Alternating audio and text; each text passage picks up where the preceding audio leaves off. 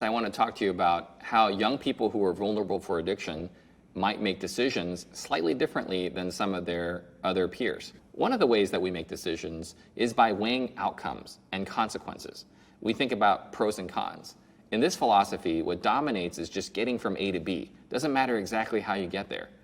So this is like having a statement like ends justify the means, or no harm, no foul, or if it ends well, all is well. You might have a young person, for example, who's vulnerable for addiction, and they might cram for a test, but as long as they got an A, they don't worry about it too much. Now, all of us think this way to some degree. It so happens that young people who are vulnerable for addiction are slightly different than some of their peers, and there are some psychological tells that you can identify early on. Risk-taking isn't just impulsivity. To demonstrate the crossover and differences between impulsivity from a condition like ADHD and risk-taking, consider this metaphor. Let's say that a young person decides to sneak away from home to buy an e-cigarette or a vape pen.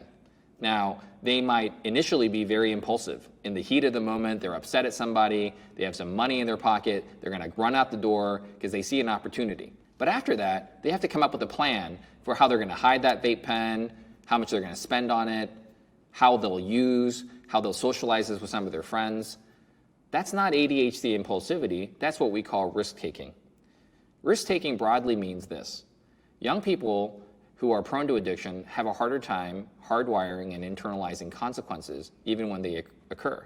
They tend to be more attracted by rewards than consequences when making decisions. Conversely, even when a consequence happens, they have a hard time hanging on to it compared to some of their peers. There's another way of decision-making, though, that all of us have. And in this decision-making style, we tend to weigh a person's intent and a person's values more than the outcome. For example, if you buy someone that you care about a Valentine's gift, but you bought it last minute, that person might be upset. Now, technically, you did buy flowers or a Valentine's gift, but you didn't put thought into it. And that person might say that your intent really wasn't genuine. And we have a competition all the time in our minds about whether to weigh values and intent or outcomes when we make a decision. Do we do it for the right reasons, or do we just want to get from A to B? And it so happens that young people, because of the way they're wired for reward, tend to be more wired for outcomes. Now, this idea is important because many parents who send their loved ones for any kind of treatment, they've had concerns about their child long before substance use began. They've always wondered why their child was a little different, why they made decisions that way, why their guilt was a little bit different than some of their siblings. And I'm trying to address some of those concerns in a non-moralistic, scientific way. Some of these children who may develop substance use disorders, they might be a little more prone to telling white lies in school, or cutting corners here and there, or not feeling the same kind of remorse as other children.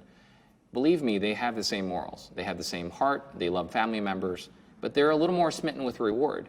And as long as things end well, it tends to not bother them quite as much.